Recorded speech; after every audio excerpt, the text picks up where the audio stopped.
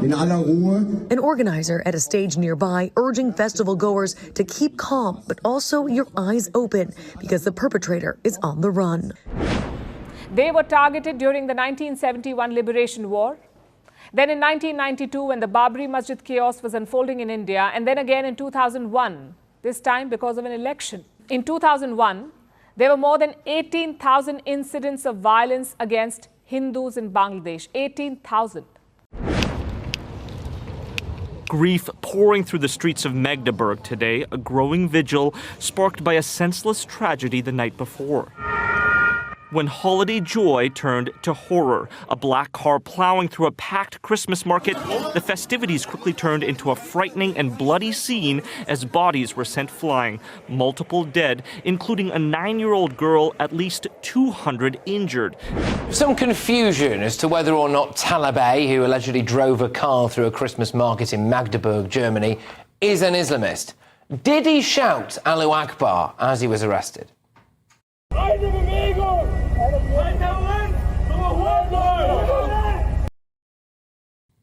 Some of his social media profile talks about slaughtering Germans. He's used the tried and tested method for jihadis of getting in a car and mowing down people at a Christian event. If it looks like a cat, it walks like a cat, and it sounds like a cat, it's probably a cat. The emergency calls coming in just after 9:30 p.m. local time. The unidentified individual attacking people with a knife in the middle of the crowded Festival of Diversity. The terrorist group ISIS is now claiming responsibility for that horrific stabbing attack in Germany. And word just coming in that there has been a second arrest. Police raiding a refugee housing complex near the scene of the attack. At least 3 people were killed, several others injured. The incident taking place at a festival in a western city.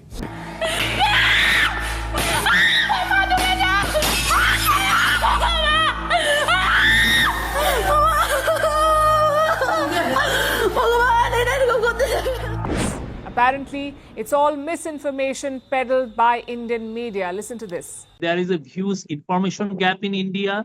Obviously, you are flooded with misinformation. What we can see from here is there is an industrial scale misinformation campaign originating from India. Hello. What does dhoro dhoro chato chato or words to that effect mean when organizations like the Hifazat-e-Islam carry out such rallies? I haven't heard any such things.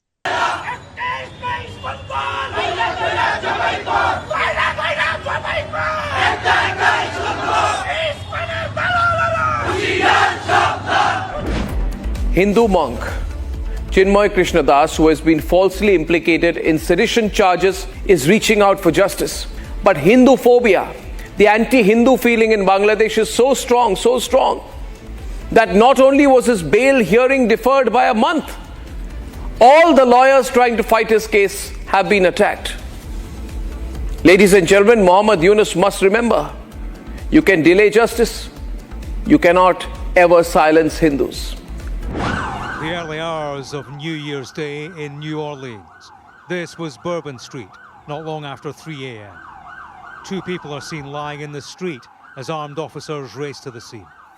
In the heart of the city's French Quarter, a man had driven a pickup truck into crowds who'd come to clock in the new year. The attacker has been named as 42-year-old Shamsuddin Jabbar, a US citizen from Texas. He was driving a rented Ford pickup. Having driven it through the crowd, he got out and started shooting at police officers. Self-defense. This is a notion that comes out of democracy. Under democracy, you are allowed to self-defense. And self-defense, as we all know, can actually lead to wars. So how do you uphold civilization? That was the proposition that who showed humanity as to how to uphold civilization? I said it is Krishna. When we are talking about upholding civilization, we are talking about waging wars. I want to highlight this point because guess what? These are nuanced understanding that I want to clarify, okay? So are we talking about the same thing, like when under democracy you are supposed to self-defense, which can lead to war, and also We are saying, like I am saying, that to uphold civilization, you have to wage war. Krishna's message. So are we talking about the same thing? No. When we are talking about wars, self-defense can definitely lead to wars, but these are not the same thing. Let me explain. First, let's talk about self-defense. What is self-defense? Self-defense is basically a reactionary approach.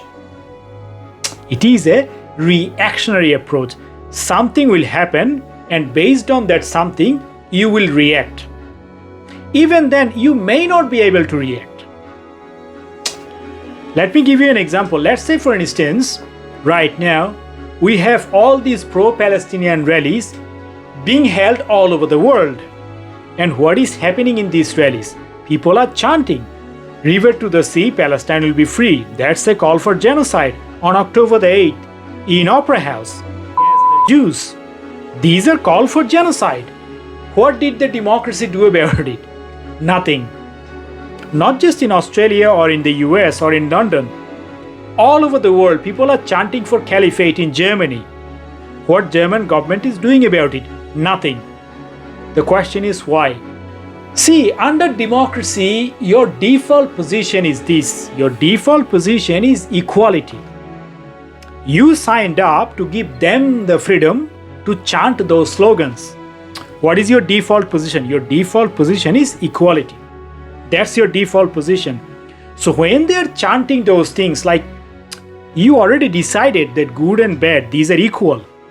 A good culture and a bad culture, like what is democracy? Is cultural communism. Okay. So you already decided that those cultures, they're all equal. So when you are trying to take an action against a particular culture, guess what you are doing? You are contradicting yourself. Your default position is equality. This is where these problems are coming from.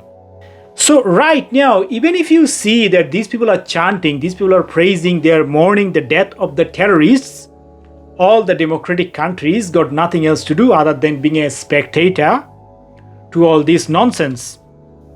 What is your default position? Your default position is that all cultures are equal. Democracy is cultural equality, cultural communism. All cultures are equal. That's your default position. So if you want to vilify a particular culture, if you want to point your finger to a particular culture by saying that, oh look, this is an inferior culture, guess what you have to do? You have to go against your own assertion. Your assertion is that everyone is equal. And now you are saying that, oh look, this group is not equal. Then what happens? You become an Islamophobe. It's not their fault, it is your fault. You are saying that they are all equal. That's your default position. If you have already assumed that everyone is equal, how are you going to go against your own view? That is the question.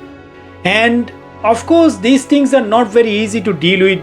There are, of course, like human rights and all these laws and this and that. People can, come after you by saying that, oh, you vilified me. They can, sue you and all these things. So a lot of people, even the government officials, they are very scared.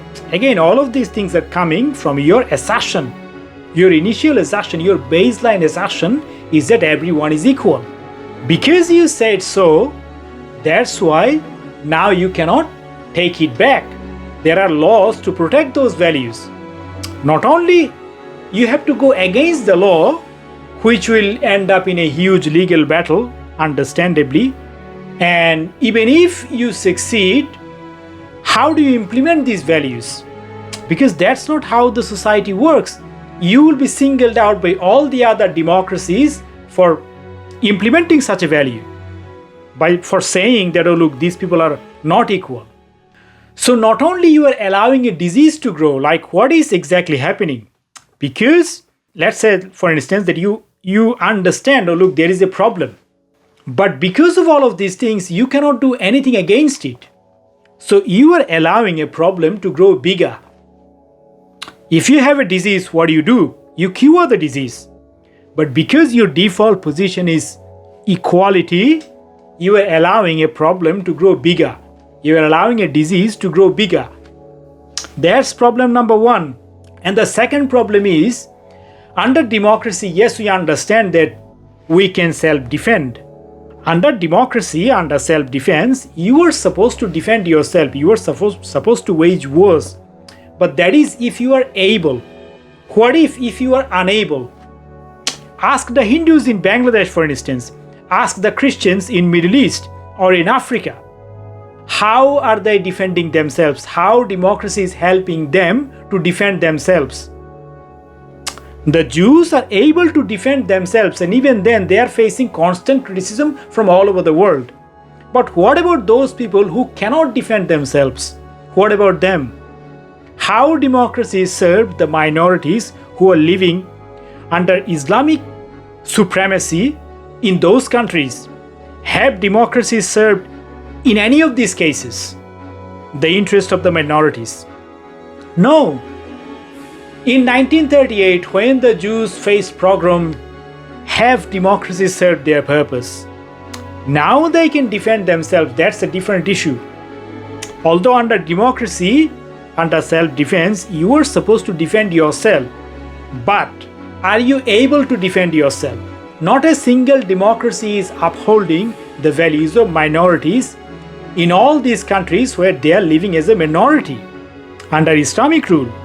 So although under self-defense you are supposed to defend yourself, but there are some very serious problems. In 1938, when Jews couldn't defend themselves, we saw what has happened. They have been subjected to a genocide. Nowadays, of course, they can defend themselves, but then again, you see how they are being haunted, how they are being hounded, how they are being howled at by all these so-called democracies. Not Afghanistan or Pakistan. There, people are shouting, chanting. Forget about them. All these so-called democracies, they are coming after a country who is trying to defend itself. It is not that they waged war on October the 7th. It was the other way around. But now that they are trying to defend themselves, all the other nations are coming after them. So the self-defense, this notion has its own problem. As I just explained, it cannot guarantee safety, like it certainly cannot guarantee safety. It can talk about self-defense, but how the minorities are defending themselves. First of all, you are allowing a problem to grow, calling the good and bad as equal. That's the bigger problem. And the consequences. Right now, all over the Western world, this problem is growing bigger. What are you exactly doing about it? Let's say, for instance, with all these pro-Palestinian rallies, if there is an incident taking place somewhere, let's say, for instance, in London, just a couple of days ago, there was an incident in Amsterdam. Jews are being chased. What could they do? How could they defend themselves? They ended up in hospital. These are democracy. There are lots of this kind of anti-Semitic violence or violence against any minority, whether it's Hindus or Christians, whatever it is. They are being subjected to this violence every single day in many parts of the world. How democracy is actually protecting their interest? It isn't protecting their interest. Still, in some parts, non-Muslims like the Christians and Buddhists and whatnot, they are the majority. What happens when they become minority, like I believe it's happening in London? You are allowing a problem to grow. Right now you can defend yourself. But for how long? Look at Kashmir. Because you are allowing a problem to grow, if that problems grow bigger and bigger and bigger, how long will you be able to defend yourself, like practically? I understand, like the second notion, you are allowed to defend yourself. Fair enough. But if that problem goes bigger, goes out of your control, how will you be able to defend yourself? You are allowing a problem to grow in the first place, which shouldn't be the case, but you are doing it anyway because you thought everyone is equal. You brought everyone under the same umbrella. That's a problem number one. And the second problem is, under democracy, you are allowed to self-defend, but are you able to self-defend? So these are the problems that cannot be dealt with democracy. Now, in contrast, if you think about Hinduism, like let me give you one example. Let's say, for instance, again, please do not quote me about the dates, times, and all those things. Like when the Somnath temple was attacked, I'm talking about India, like, these barbarians, these savages, they came and destroyed some 40,000 temples. So one of these temples was Somnath temple, a magnificent temple. So when that temple was invaded by these savages, some 50,000 inhabitants, like these are villages, these are not battle-hard soldiers or anything. They knew that they're gonna die. Nonetheless, they went to protect their deity. They went to protect the temple. They knew that they're gonna die. They are not talking about, like, they are certainly not defending themselves. If you want to talk about defending yourself, you might as well go find a place to, hide, to do an ambush and stuff like that. But that is not the case. They are standing in front of the temple, waiting for the invaders to come and attack them. They are ready to die. They are willing to sacrifice their life. Why is it so? And this is not just one-off case. Like, there are many, many, many cases when, again, please do not quote me on the dates and times and all those things. Like the husbands, they burn their wives and children beforehand. And then they open the fortress gate and they march to their death. They knew that they're gonna die. They knew. It is not about self-defense. They knew they're gonna die, because if they knew that they would survive, obviously they're not gonna burn their own wives and children in the first place, would they? Now, of course, they knew that they will die, and that's why they killed their sons and daughters and the wives beforehand, and then they went, because as we all know, Islam is a religion of peace. What happens to the prisoners of war? Like, you slaughter the men and then you rape their women and children and sell them as prostitutes. Like, we all know what Islam stands for. It stands for savagery and barbarism. So to escape this savagery and barbarism, what Hindus did, they burned their wives and children and then they marched on to their own death. So is self-defense and Krishna's message of waging war that even if you are small in numbers, even if you are weak, you have to take up the arms and fight to destroy the evil? The message of sacrifice, are they same? No, they are not same.